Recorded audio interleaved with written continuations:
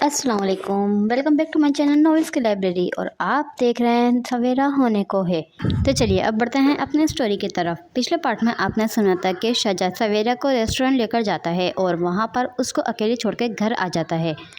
वो आज रात रजा के साथ अमेरिका जाने वाला होता है और फिर हारून को कुछ गड़बड़ लगती है तो वो सवेरा को ढूंढने के लिए निकल जाता है। और जब हारून और सवेरा घर आते हैं तो शहजाद को देखकर गुस्सा आ जाता है। वो तो उसको बहुत गालियाँ भी देता है और उसके माँ बाप को भी बहुत कुछ बोलता है, जिससे सवेरा को गुस्सा आ जाता है और वो किचन से जाके छुरी लेकर शाहजहाँ की तरफ बढ़ती है। और शाहजहाँ डर के मारे उससे दूर होकर बोलता है कि मैं तुम्हारे साथ नहीं रह सकता, मैं तुम्हें तलाक देता हूँ। और वो बोल के वहाँ से चला जाता है। अब उसे सवेरा ने अपनी आंखें खोलने की कोशिश की, लेकिन इसे अपनी सूजनज़दा आंखें और सर भारी महसूस हुए।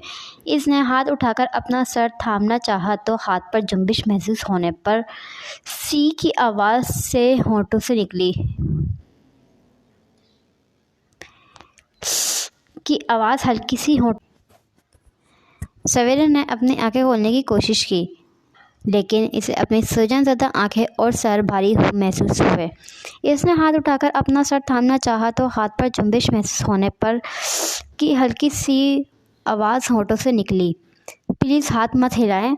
नर्स ने उसका हाथ धीरे से पकड़कर वापस बेड पर रखा और ड्रिप चेक करने लगी। नर्स को उर्दू बोलता देख उसने अपनी आंखें ज़बरदस्ती पूरी खोल ली। क्या वो पाकिस्तान में थी या वो ख्वाब में है?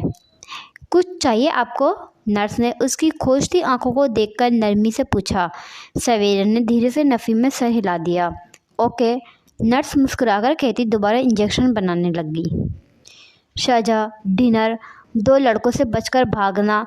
सवेरा के जहन में बहुत कुछ चलने लगा।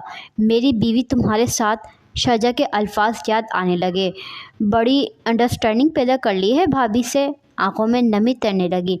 सवेरा ने कर्ब से आंखें बंद कर ली। तेरा कमरा जो इसे सोने के लिए मुयस्सर था।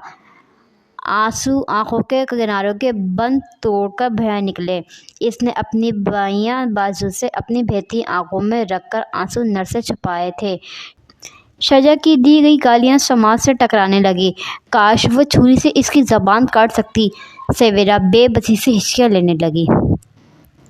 नर्स ने डस्टबिन में शीशियाँ फेंकते इसके सिसकने की आवाज़ पर सर उठाकर उसकी जानिब फिक्रमंदी से देखकर पूछा, क्या कहीं तकलीफ़ हो रही है?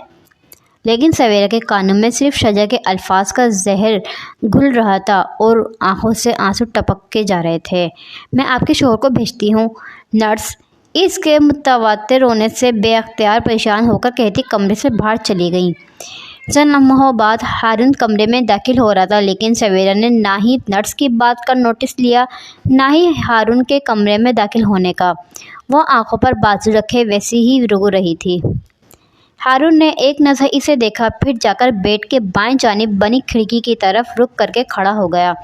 थोड़ी देर बाद सवेरा के रोने में कमी आ चुकी थी। उसने हाथ की पश्त से आंसू साफ करते करते बाएं तरफ गर्दन मोड़ी तो हारून की पश्त पर निगाहें पड़ते ही उसका हाथ गैर इरादी तौर पर अपने सर की जानिब उठ गया। उसके सर पर ढीले अंदाज में स्कार्फ लिपटा हुआ था। उसने पेशानी की जानिब से उसे आगे की तरफ यूं सरकाया कि उसकी आधी पेशानी ढक गई। हारून ने उसकी खामोशी महसूस करते हल्की सी गर्दन मोड़कर इसे देखा तो सवेरा दाएं जानिब गर्दन मोड़े स्कार्फ के पल्लू से अपना चेहरा साफ कर रही थी। उसने दोबारा गर्दन मोड़कर अपनी निगाहें खिड़की से बाहर जमा दी। कैसी तबीयत है आपकी? हारून ने माहौल का सकूत तोड़ा। आपको मुझे हॉस्पिटल लेकर नहीं आना चाहिए था। सवेरा जब बोली तो लहजे में दर्द था, तकलीफ़ थी। वो क्यों? हारून ने सवेरे की तरफ रुक करके पश्त खिड़की की साथ लगाकर नासमझी से पूछा। मैं ना महरूम हूँ आपके लिए। सवेरे के लिए ये सोचना ही सुहाने रूह था कि जब वो बेहोश हुई थी तो वो कैसे इसे उठाकर लाया होगा। शाहजहाँ के लिए नफ़रत और गुस्सा बढ़ गया। ओह, मुझे लगा आप मेरा शुक्रिया अदा करेंगी, लेकिन खैर। हारून हल्के से कंधे उचकाते संजीदगी से कहने लगा, एक मुसलमान होने की हैसियत से इतना तो जानता हूँ कि जो रब जान बचाने पर हराम खाने को हलाल कर सकता है, वही जान बचाने की खातिर महरम और नामहरम का फ़र्क भी मिटा देता है। اتنا تو آپ کو بھی علم ہوگا کہ اللہ کے نزدیک ایک انسانی جان کی کس قدر اہمیت ہے، اور آپ کو یہ بے ہوش ہونے سے پہلے سوچنی چاہیے تھی۔ میں جان بوجھ کر بے ہوش نہیں ہوئی تھی، سویرا اس کی بات سن کر گھٹی گھٹی آواز میں چلائی۔ تو میں نے بھی جان بوجھ کر آپ کے جسم کو ہاتھ نہیں لگایا۔ اگر آپ کا بے ہوش ہونا غیر ارادی تھا تو آپ کو اٹھا کر گاڑی تک لے جانا میرا غیر ارادی فعل تھا۔ ہارون کھڑکی کی ٹیک چھوڑتے قدرے تیز لہجے میں بولا تھا، میرا مقصد آپ کی جان بچانا تھا، نہ کہ آپ کو چھونا۔ سویرا نے بے بسی اور کرب سے آنکھیں مینچ لیں۔ میری نیت کیا تھی یہ تو میرا اللہ ہی بہتر جانتا ہے۔ ہارون نے پھر سے اپنے لہجے کو سنجیدگی اور شائستگی میں ڈھال لیا۔ اسے احساس ہوا کہ وہ ابھی غم اور صدمے کی حالت میں ہے، ذہنی اور جذباتی طور پر ڈسٹرب ہے۔ وہ کسی بھی بات کو مثبت سوچنے کے قابل نہیں۔ اگر آپ کو اپنے والدین سے بات کرنی ہے تو نمبر بتا دیں، میں کال ملا دیتا ہوں۔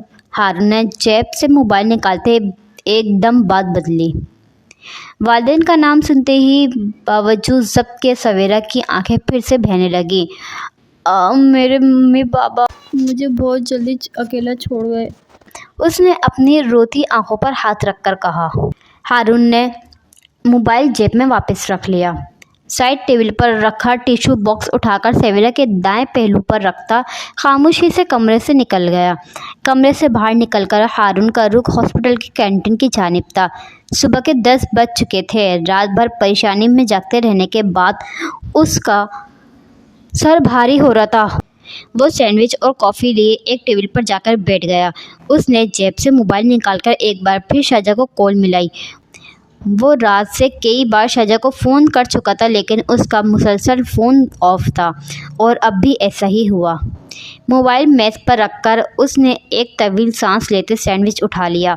اس لڑکی کو جلد از جلد واپس پاکستان بھیجوانا ہے۔ وہ سینڈوچ کھاتا کسی سوچ میں گم تھا۔ تقریباً 1 گھنٹے بعد سویرا کے کمرے میں دروازہ نوک کر کے داخل ہوا تو ڈاکٹر سویرا کو ہدایت دیتی کمرے سے نکل رہی تھیں۔ ہارون نے مصنوعی سی مسکراہٹ ہونٹوں پر سجاتے سر کو ہلکا سا خم دے کر ڈاکٹر کا شکریہ ادا کیا۔ جواباً ڈاکٹر بھی مسکرا کر باہر نکل گئیں۔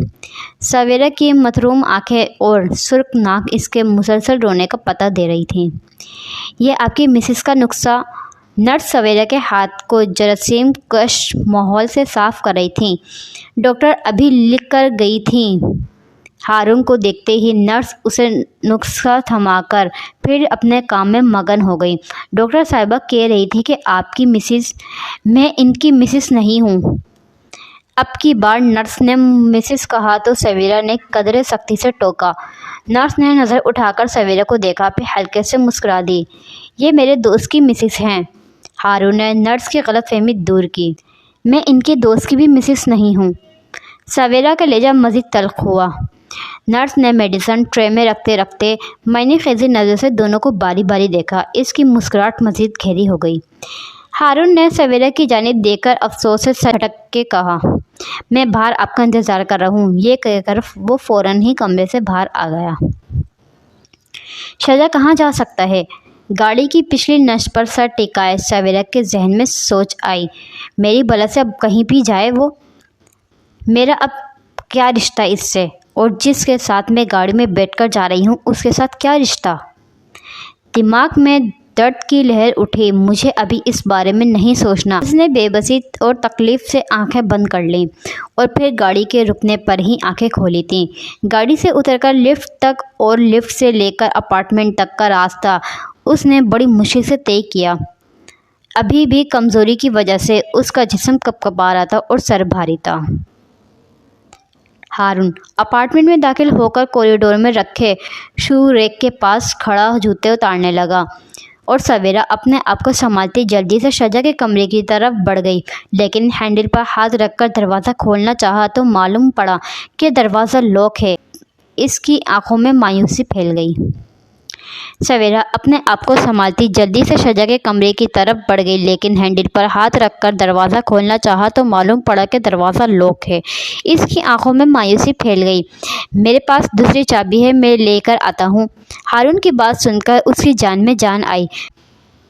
ہارون اپنا بیڈ روم سے چابی لے آیا۔ وہ سائڈ پر ہو گئی۔ ہارون نے لاک میں چابی گھما کر دروازہ پورا کھول دیا۔ سگریٹ اور میلے کپڑوں کی بو باہر تک آئی تھی۔ سویرا کو لگا وہ اس بو سے چکرا کر گر جائے گی۔ آپ کچھ دیر لاؤنج میں بیٹھے، میں کمرہ صاف کر دیتا ہوں۔ ہارون سنجیدگی سے کہتا شجا کے کمرے میں گھس گیا۔ یہ کمرہ اچھے خاصے بندے کو بیمار کر دینے کے لیے کافی تھا، اور وہ تو پہلے سے ہی بیمار تھی۔ سویرا کے پاس اور کوئی چارہ نہ تھا۔ وہ مجبوراً جا کے صوفے پر بیٹھ گئی۔ نہ تو ابھی اس میں صفائی کرنے کی ہمت تھی، نہ ہی اس بدبودار کمرے میں جانے کی۔ ایک اور احسان اس شخص کا سر تھکان سے صوفے کی پشت سے ٹکا دیا۔ نامحرم مرد اور عورت کسی جگہ اکیلے ہوں تو وہاں تیسرا شیطان ہوتا ہے۔ ماں کی آواز کانوں میں گونجی، کبھی کسی اجنبی مرد کا احسان نہ لینا میری بیٹی۔ باپ کی آواز نے جھنجھوڑا، کیا کروں میں ان وسوسوں کا؟ وہ اپنے ٹھنڈے پڑتے ہاتھوں کو بے بسی سے دیکھتے سوچے جا رہی تھی۔ جسم نڈھال تھا، سوچیں منتشر تھی، دل بوجھل تھا، آنکھیں متروم تھیں۔ کمرہ صاف کر دیا۔ ہارون کی آواز پر چونک کر سویرا صوفے کی پشت چھوڑتے قدرے سیدھی ہو بیٹھی۔ آپ فریش ہو جائیں، جب تک میں آپ کے لیے کھانا بنا دیتا ہوں۔ ہارون ساپٹ لہجے میں بولتا کچن کی جانب بڑھ گیا۔ مجھے بھوک نہیں ہے۔ سویرا مزید احسان لینے کے لیے تیار نہ تھی، سو جھوٹ بول دیا۔ ہارون نے کچن کی جانب بڑھتے قدم روک کر پلٹ کر سویرا کو دیکھا تو چہرے پر ناگواری کا تاثر تھا۔ دیکھیں محترمہ، ہارون نے حتی الامکان اپنے لہجے کو کرہٹ ہونے سے باز رکھا، میں ایک تنخواہ دار آدمی ہوں۔ میری سیلری اتنی زیادہ نہیں ہے کہ میں مہینے کے آخر میں بار بار اسپتال کے چکر کاٹتا رہوں۔ سویرا ہونٹ بھیجتے اپنے ہاتھوں کو مسلنے لگی۔ دیوار کا سہارا لے کر آپ یہاں تک آئی ہیں، کھڑا آپ سے ہو نہیں جا رہا۔ کھانا خاک پکائیں گی اور کھانا نہیں کھائیں گی تو پھر سے بے ہوش ہو جائیں گی۔ ہارون کا لہجہ خشک تھا۔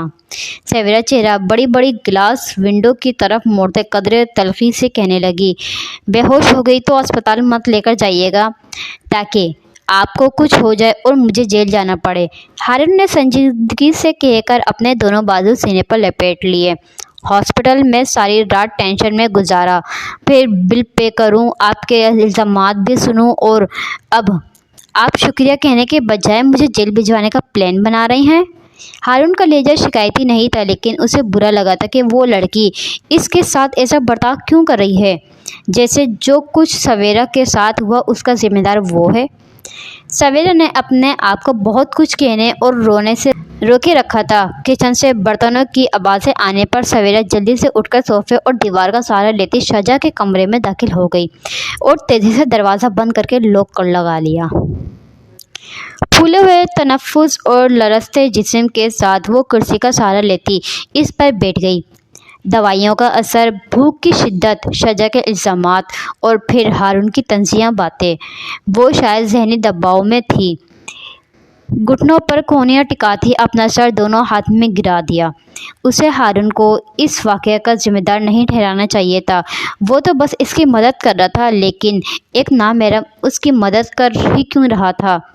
اگلے ہی لمحے خیال تبدیل ہوا۔ اس نے بات کرتے کبھی غلط نظر سے نہیں دیکھا۔ نہ دیکھنے سے کیا ہوتا ہے؟ اسے یہ تو معلوم ہے کہ میں لڑکی ہوں اور لڑکیاں مردوں کی نظریں بھانپ لیتی ہیں، پھر بھی اس کا اعتبار نہیں کر سکتی۔ بھلے اعتبار نہ کرو لیکن تذلیل بھی مت کرو۔ اور وہ خود کتنی بدتمیزی سے بات کر رہا تھا، کیا معلوم وہ بھی تم کو نامحرم سمجھ کر ایسے ٹریٹ کر رہا ہو۔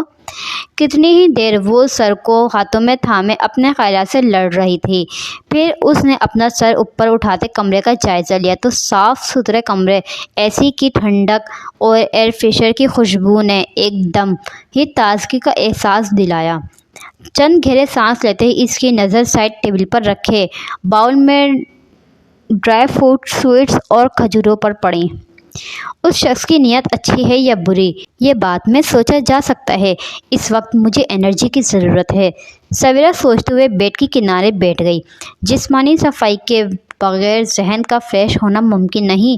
کھجوریں اور ڈرائی فروٹس کھاتے اپنے مغلجے عبایا پر نظر پڑتے سوچا، ظہر کی نماز پڑھنے کے لیے اس نے جائے نماز پکڑا ہی تھا کہ ہارون اس کے کمرے کا دروازہ بجا کر کہنے لگا، کھانا تیار ہے اور وہ خود کام سے باہر جا رہا ہے۔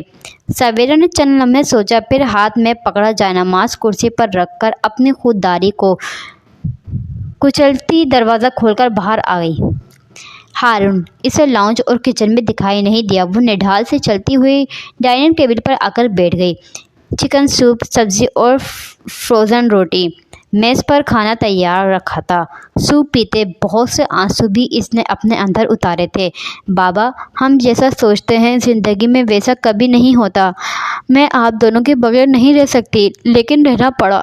میں شادی نہیں کرنا چاہتی تھی، لیکن کرنی پڑی۔ میں طلاق یافتہ نہیں کھلوانا چاہتی تھی، لیکن ایسا ہو گیا۔ میں غیر مرد کا احسان نہیں لینا چاہتی تھی، لیکن وہ کرب و اذیت سے سوچتی گئی۔ زندگی ناقابل یقین ہے بابا۔ ظہر کی نماز ادا کرنے کے بعد دعا کے لیے ہاتھ اٹھائے تو اسے سمجھ ہی نہیں آیا کیا دعا مانگے۔ بس یوں ہی بے بسی سے اپنے ہاتھوں کی لکیروں کو دیکھتی رہی۔ عصر، مغرب، عشاء، ہر نماز کو اس نے خالی ذہن کے ساتھ ادا کیا۔ شجا کے الزامات، گالیاں ذہن میں آتے تو اسے نئے سرے سے غصہ چڑھتا۔ اس کا دل چاہتا وہ اس کا منہ نوچ لے، پھر سوچتی کہ اسے چھری سے قتل ہی کر دینا چاہیے تھا۔ پھر دادی اور چچی کے طعنے یاد کر کے مزید اضطراب میں مبتلا ہو جاتی۔ پھر امی بابا کی یاد ستانے لگتی، وہ بلک بلک کر رو پڑتی۔ اگلا پورا دن بھی وہ کمرے سے باہر نہ نکلی۔ ہارون صبح دروازہ بجا کر ناشتہ بتا کر چلا گیا تھا۔ اس نے نہیں کیا۔ سارا دن بستر پر پڑی یا پھر کمرے میں چکر کاٹتی اپنے آپ سے الجھتی رہی، خیالات سے لڑتی رہی اور عادتاً نمازیں ادا کرتی رہی، بے دلی سے، تھکے جسم کے ساتھ۔ رات ہوئی تو ایک اور خوف سر پر مسلط ہو گیا۔ نہ جانے اور کتنی چابیاں اس کمرے کی بنا کر رکھی ہوں گی۔ وہ ہر بار دروازے کا لاک چیک کرتی، سوچتی رات کے کسی پہر تک آنکھ لگ گئی تو فجر سے کچھ دیر پہلے کسی برے خواب سے فوراً کھل جاتی۔ تیز چلتی سانسوں کے ساتھ سویرا ہڑبڑا کر اٹھ بیٹھتی، مدھم سی روشنی میں آنکھیں پھاڑ پھاڑ کر یہاں وہاں دیکھنے لگتی۔ اسے خواب میں لگا کہ بہت سے لوگ اس کے بیڈ کے ارد گرد جمع ہیں۔ اف، یہ کیسا خواب تھا! اپنی تیز تیز چلتی سانسوں کو سنبھالتی آنکھیں بند کر کے سر بیڈ پر ٹکا دیا۔ آنکھیں بند کرتے ہی اسے کچھ یاد آنے لگا۔ جب اس کی امی صباحت کو فوت ہوئے 3 دن سے زیادہ ہو گئے تھے اور وہ چوتھے روز بھی اپنی امی کی تصویر سینے سے لگائے رو رہی تھی، تبھی اس کے بابا نصیر اس کے پاس آ کر بیٹھتے نرمی سے اس کے ہاتھ سے صباحت کی تصویر لے کر کہنے لگے، تمہیں معلوم ہے نا میری بیٹی کہ اللہ نے شوہر کے علاوہ کسی کی موت پر 3 دن سے زیادہ شوق منانے سے منع کیا ہے۔ سویرا نے روتی آنکھوں سے باپ کو دیکھا، پھر باپ کے سینے پر سر ٹکا کر خاموشی سے آنسو بہانے لگی۔ اس کے سر پر شفقت سے ہاتھ پھیرنے لگے۔ کسی افسوسناک واقعے پر غمزدہ ہونا فطری بات ہے، لیکن اگر غم 3 دن سے زیادہ کیا جائے تو یہ صدمے میں بدل جاتا ہے اور مسلسل صدمے کی کیفیت انسان کو ڈپریشن میں مبتلا کر دیتی ہے، اور ہمارا رب نہیں چاہتا کہ اس کے بندے ڈپریشن میں رہ کر اپنی مقصد حیات سے ہٹ جائیں۔ سویرا نے بند آنکھیں فوراً کھول دیں۔ وہ بیڈ پر اکیلی تھی۔ میں کس بات کا غم منا رہی ہوں؟ شجا سے طلاق کا؟ نہیں، شجا کو جان لینے کے بعد طلاق کا آپشن تو میرے ذہن میں موجود تھا۔ مجھے تو شجا کی ڈنر والی رات کی حرکت نے ہرٹ کیا ہے۔ اگر اس رات میرے ساتھ کچھ ہو جاتا۔ اس سے آگے وہ سوچنا بھی نہیں چاہتی تھی۔ اور پھر اس شخص کے لگائے گئے اتنے گھٹیا الزامات، اف، کس قدر اذیت ناک ہے۔ اس نے اپنا سر دونوں ہاتھوں میں تھام لیا۔ اللہ اکبر، اللہ اکبر۔ کہیں دور سے کانوں میں فجر کی اذان کی آواز سنائی دی۔ اس نے سر اوپر اٹھا دیا۔ مجھے اب مزید نہیں رونا، آنکھوں میں پھیلی نمی صاف کرتے سوچا۔ غم تو قوت فیصلہ کے قابل ہی نہیں چھوڑتے۔ وہ بستر سے نکل آئی۔ ابھی مجھے بہت کچھ سوچنا ہے، بہت کچھ کرنا ہے۔ وہ وضو کرنے باتھ روم کی جانب چل دی۔ آج اس نے فجر کی نماز شعوری طور پر ادا کی تھی۔ دعا میں پھر اپنے لیے صبر و ہمت اور استقامت پورے شوق و خضوع سے مانگے تھے۔ وہ 2 دن سے کمرے میں بند تھی۔ اسے اس گھٹن زدہ کمرے سے باہر جانا تھا، کھلی فضا میں سانس لینا تھا۔ وہ نماز کے انداز میں ہی دوپٹہ لیے ہاتھ میں قرآن تھامے کمرے سے باہر نکل آئی۔ ہارون کے کمرے کا دروازہ بند تھا۔ وہ ٹیریس میں آ گئی۔ سورج نکلنے میں وقت باقی تھا۔ موسم خوشگوار، ماحول پرسکون تھا۔ کچھ دیر کھڑی وہ لمبی لمبی سانسوں کے ذریعے تازہ ہوا اپنے اندر اتار رہی تھی۔ طبیعت میں قدرے بشت محسوس ہوئی تو جا کر کرسی پر بیٹھ گئی۔ چند لمحوں بعد تلاوت کے دوران اندر اپارٹمنٹ میں کھٹکا ہونے پر سوارا نے گردن موڑ کر دیکھا تو ہارون گھر میں داخل ہو رہا تھا۔ اس نے فوراً گردن سیدھی کر لی۔ نہ جانے یہ شخص کیا کام کرتا ہے جو راتوں کو بھی گھر سے باہر رہتا ہے۔ ہارون کی نظر اپنے کمرے کی جانب جاتے ہوئے ٹیریس میں کھلے دروازے پر پڑی تو وہ اپنے کمرے کی طرف اٹھتے قدم روک کر وہ ٹیریس میں چلا آیا۔ ٹیریس کے دروازے پر کھٹکھٹا کر اس نے اپنی موجودگی کا احساس دلایا تو سویرا فوراً ہی سنبھل کر بیٹھ گئی۔ طبیعت کیسی ہے آپ کی؟ ہارون نے سویرا کی کرسی کے قریب رکھی کرسی گھسیٹ کر ذرا فاصلے پر رکھتے پوچھا۔ بہت بہتر، سویرا نے قرآن بند کرتے مختصر جواب دیا۔ شجا امریکہ چلا گیا ہے۔ ہارون کے ساپٹ لہجے میں دی گئی اطلاع پر سویرا نے چونک کر اسے دیکھا۔ ہارون سامنے دیکھ رہا تھا۔ بہت جلد جہنم بھی جائے گا، سویرا نے نفرت سے سوچتے اپنی گردن سیدھی کر لی۔ وہ اب جہاں بھی جائے مجھے فرق نہیں پڑتا، میرا اس سے کوئی تعلق نہیں، سویرا بے نیازی سے بولی۔ جو کچھ ہوا وہ نہیں ہونا چاہیے تھا، مجھے افسوس ہے کہ لیکن مجھے افسوس نہیں ہے۔ سویرا نے اس کی بات تیزی سے کاٹی تو ہارون نے گردن موڑ کر حیرت سے اسے دیکھا۔ اس کے چہرے پر اطمینان تھا، سنجیدگی تھی، لیکن دکھ اور ملال نہیں تھا۔ وہ مجھے طلاق نہ بھی دیتا تو میں خود خلا لے لیتی۔ اس جیسے کردار کے انسان کے ساتھ زندگی گزارنے کا تصور بھی نہیں کر سکتی تھی میں۔ ہارون نے گردن سیدھی کر لی۔ ان دونوں کی نگاہیں افق کے پار طلوع ہوتے سورج پر تھیں۔ سویرا ہونے کو تھا۔ میں اس صدمے سے بے ہوش نہیں ہوئی تھی کہ شجا نے مجھے چھوڑ دیا۔ میں لو بی پی کی پیشنٹ ہوں، سارا دن سے کچھ نہیں کھایا تھا اور پھر بہت زیادہ چلنے کی وجہ سے۔ سویرا نے بات ادھوری چھوڑ دی۔ وہ تکلیف وہ رات کو دہرانا نہیں چاہتی تھی۔ ڈاکٹر نے بتایا تھا، ہارون بولا۔ کیا آپ کے والدین نے آپ کی شادی کرنے سے پہلے شجا کے بارے میں چھان بین نہیں کی تھی؟ چند لمحوں کی خاموشی کے بعد ہارون نے پوچھا۔ میری امی ابا، سویرا رکی۔ کتنا مشکل تھا اپنے والدین کی موت کا ذکر کرنا، وہ اس دنیا میں نہیں ہیں۔ سویرا کے لہجے میں درد تھا۔ ہارون نے زیر لب انا للہ پڑھا۔ تو پھر شجا سے شادی کس نے کروائی؟ میری دادی اور چچا نے، یا پھر میری قسمت نے؟ آخری بات سویرا نے بہت دھیرے سے کہی تھی۔ آپ کی دادی اور چچا کو شجا کے بارے میں معلومات لینی چاہیے تھی، ان کو تو بس مجھے گھر سے نکالنے کی جلدی تھی۔ سویرا نے اتنا عرصہ خاموشی سے گزارا تھا، اسے بولنا اچھا لگ رہا تھا، ورنہ اسے تو لگتا تھا کہ شاید بولنا بھول ہی چکی ہے۔ وہ بے اختیار بولتی جا رہی تھی۔ وہ کیوں؟ ہارون نے گردن موڑ کر متعجب نگاہوں سے اسے دیکھا۔ سورج کی کرنیں شیشے کی بنی بلند و بالا عمارتوں پر پڑ رہی تھی۔ دن روشن ہو رہا تھا۔ ہارون کو سویرا کی خاموشی سے لگا کہ اس نے غلط سوال پوچھ لیا۔ وہ ابھی وہاں سے جانے ہی کا سوچ ہی رہا تھا کہ سویرا بول پڑی۔ میرے بابا فوت ہونے سے پہلے ایک خطیر رقم میرے نام کر گئے ہیں، لیکن وہ مجھے میری شادی کے 6 ماہ بعد ملے گی۔ ان لوگوں نے تعلیم چھڑوا کر میری شادی کر دی۔ سویرا اسے کچھ بتانا نہیں چاہتی تھی، لیکن نہ جانے کس احساسات کے تحت وہ اسے بتا گئی۔ لیکن رقم تو آپ کو ملنی ہے، آپ کی شادی کروا دینے کا ان کو کیا فائدہ ہوگا؟ ہارون نے کرسی کا رخ ذرا سا سویرا کی جانب موڑتے دلچسپی سے پوچھا۔ کوئی نہ کوئی فائدہ تو ہوگا، سویرا لاپرواہی سے بولی۔ کیا شجا یہ بات جانتا تھا؟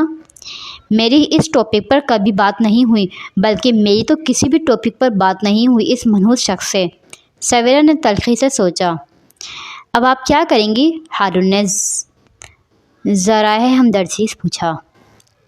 فی الحال تو میں پاکستان واپس جا کر اپنی ڈگری مکمل کروں گی، پھر اس کے بعد سوچوں گی۔ آپ ایک مہربانی کر دیں گے مجھ پر؟ سویرا نے ہارون کی جانب گردن موڑ کر التجائیہ نظر میں کہا، اور ہارون نے اسباب میں گردن ہلا دی۔ مجھے پاکستان کے لیے ٹکٹ کروا دیں، پاکستانی کرنسی ہے میرے پاس، ٹکٹ کا کہہ کر سویرا نے فوراً ہی وضاحت دی تھی۔ میں پہلے ٹکٹ بک کروا دوں گا، ابھی میرے پاس کرنسی چینج کروانے کا وقت نہیں ہے۔ ہارون نے کھڑے ہو کر کرسی واپس اپنی جگہ پر رکھتے شائستگی سے کہا اور اندر جانے کے لیے مڑ گیا۔ سویرا نے گہرا سانس لے کر گود میں رکھا قرآن سینے سے لگاتی اپنی پر امید نگاہیں سامنے کھڑی بلند و بالا عمارت پر ٹکا دیں۔ سورج کی تمازت پھیل رہی تھی، سویرا ہو چکا تھا۔ سویرا اسی شام کچن میں کسی کام سے آئی تو ڈائننگ ٹیبل پر ایک سفید رنگ کا لفافہ رکھا دکھائی دیا جس پر لکھا تھا کہ آپ کی سیٹ بک ہو چکی ہے۔ اس نے جلدی سے لفافہ کھول کر ٹکٹ نکالتے روانگی کا وقت دیکھا۔ اگلی رات 9 بجے کا وقت لکھا تھا۔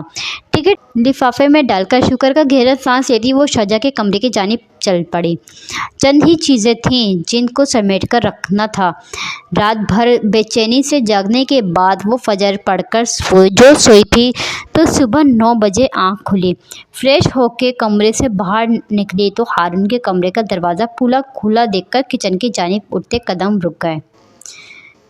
اس کی متجسس نظریں خود بخود اس کے کمرے کی طرف اٹھیں۔ ہارون کمرے میں نہیں تھا۔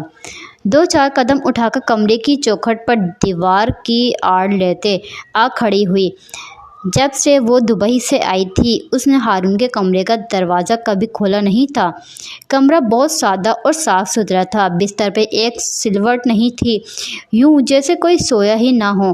شجا کے کمرے کی طرح ایک کرسی یہاں بھی رکھی تھی لیکن اس پر میلے کپڑوں کا ڈھیر نہیں تھا۔ پورے کمرے میں ترتیب اور خاص پھیلی ہوئی خوشبو کمرے کو دیدن زیب بنا رہی تھی۔ اس سے پہلے کہ وہ مزید آگے بڑھ کر جائزہ لیتی اچانک باتھ روم کا دروازہ کھلنے کی آواز پر وہ فوراً سے پلٹ کر تیز تیز قدمیں اٹھاتی کچن میں آ گئی۔ دل کی رفتار معمول سے تیز ہو گئی۔ وہ خود کو ملامت کرتی ناشتہ بنانے لگی۔ کیا بے وقوفی کی طرح کھڑی کمرے کا جائزہ لے رہی تھی؟ اگر وہ دیکھ لیتا تو کیا ہوتا؟ میں کون سا کچھ چرا رہی تھی؟ کچھ دیر بعد ہارون کھنکھاڑتا ہوا کچن کی طرف آیا۔ اسے اندازہ ہو گیا تھا کہ وہ کچن میں کام کر رہی ہے۔ ٹکٹ کے لیے شکریہ۔ فریج سے پانی کی بوتل نکالتے ہارون کو سویرا نے مخاطب کیا۔ ہارون نے بوتل نکال کر فریج کا دروازہ بند کرتے سر کو ہلکی سی جنبش دے کر اس کا شکریہ قبول کیا۔ آج شام آپ کو تیار رہنا، میں ایئرپورٹ چھوڑ آؤں گا، ہارون بول کر اپنے کمرے کی جانب چل پڑا۔ کیا مجھے اس سے ناشتے کا پوچھنا چاہیے تھا؟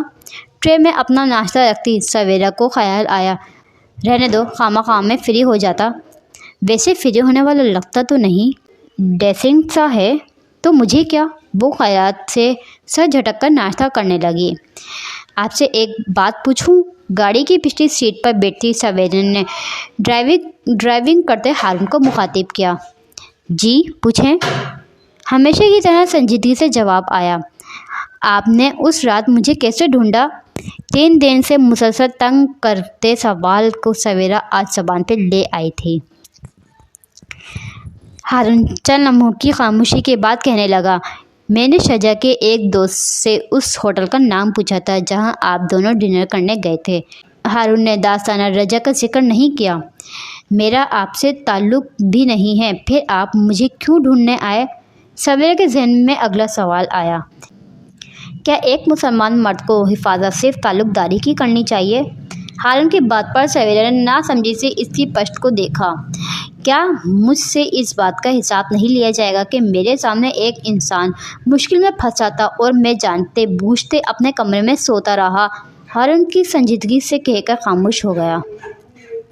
اب مزید کچھ پوچھنے کی گنجائش نہیں تھی، لہٰذا سویرا خاموش رہی اور باقی کا راستہ خاموشی سے کٹ گیا۔ یہ میرا بینک اکاؤنٹ نمبر ہے، آپ یہاں ٹکٹ کے پیسے بھجوا دینا۔ ایئرپورٹ پہنچ کر ہارون نے اسے ایک کارڈ تھماتے کہا۔ سویرا نے اسباب میں سر ہلا کر کارڈ اپنے پرس میں رکھ لیا۔ ہارون اللہ حافظ کہہ کر اس کا جواب کا سنے بغیر ہی پلٹ گئے اور سویرا زیر لب اللہ حافظ کہتی رہ گئی۔ شکر ہے یا اللہ، شجاع جیسے انسان سے آسانی سے جان چھڑوا دی۔ وہ جہاز کی سیٹ پر سر ٹکائے آنکھیں مونڈے بیٹھی تھی۔ ان مشکل اور تکلیف دہ دنوں میں اسے ذہنی طور پر پریشان ضرور کیا تھا، لیکن وہ حوصلہ نہیں ہاری تھی۔ صباحت اور نصیر اقبال نے اسے یہی سکھایا تھا کہ تم دنیا طلب کرو یا جنت، زندگی کسی صورت میں آسان نہیں ہوگی، تو بہتر یہی ہے کہ تم باقی رہنے والی زندگیوں کو اس فانی دنیا پر ترجیح دو، ہمیشہ حق بات کے لیے مشکلات جھیلو۔ ابھی تو اسے بہت کچھ برداشت کرنا تھا، وہ خود کو ذہنی طور پر تیار کر رہی تھی۔ سویرا لاہور ایئرپورٹ پر اپنے تایا کی منتظر تھی۔ اس نے دبئی ایئرپورٹ پر ہارون کے فون سے اپنے رفیق تایا کو پاکستان آنے کی اطلاع دے دی تھی۔ سویرا کو زیادہ انتظار نہیں کرنا پڑا، اس نے دور سے ہی اپنے تایا کو آتے دیکھ لیا۔ وہ چال ڈھال، قد کھاٹ اور شکل اور صورت میں نصیر اقبال سے کافی مشابہت رکھتے تھے۔ ایک لمحے کے لیے تو سویرا کو لگا کہ جیسے اس کے بابا چلتے ہوئے آ رہے ہیں، اور جب قریب پہنچ کر انہوں نے اس کے سر پر دستے شفقت رکھا تو وہ سر ان کے سینے پر ٹکا کر رو پڑی۔ مجھے تو لگا تھا کہ ہماری بیٹی وہاں جا کے ہمیں بھول جائے گی۔ گاڑی میں بیٹھتے ہی تایا نے نرمی سے شکوہ کیا۔ یہ گلہ تو مجھے کرنا چاہیے تھا، سویرا نے خاموشی سے سوچا۔ شجاع کو ایک دو بار فون کر کے تمہاری خیریت پوچھی تھی، پھر تو اس کا فون بھی بند ہی ملتا تھا۔ شجاع کیسا ہے؟ رفیق تایا نے پوچھا۔ مجھے نہیں معلوم، سویرا نے دھیرے سے جواب دیا۔ کیا مطلب؟ رفیق تایا نے تعجب سے پوچھا۔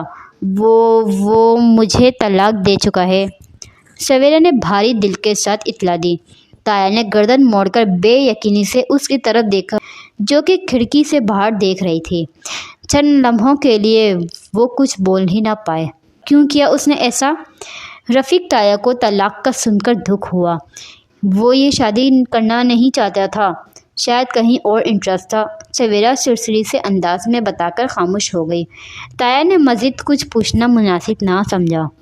جب وہ دونوں گھر پہنچے تو پاکستانی وقت کے مطابق 12 بجنے والے تھے۔ گھر کے سبھی لوگ ان کے آنے کے منتظر تھے۔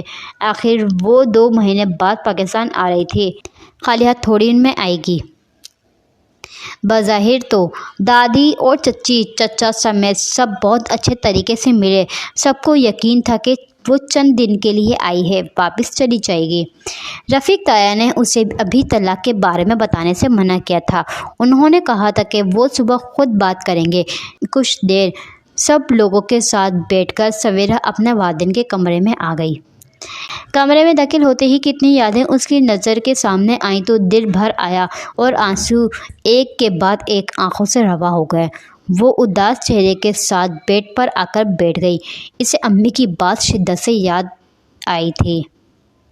اسٹوری کو یہیں پر ہی اینڈ کرتے ہیں، نیکسٹ پارٹ میں دیکھتے ہیں آگے کیا ہوگا۔ میرے ساتھ جڑے رہیے، اسٹوری اچھی لگے تو like share and subscribe. Thank you, bye bye.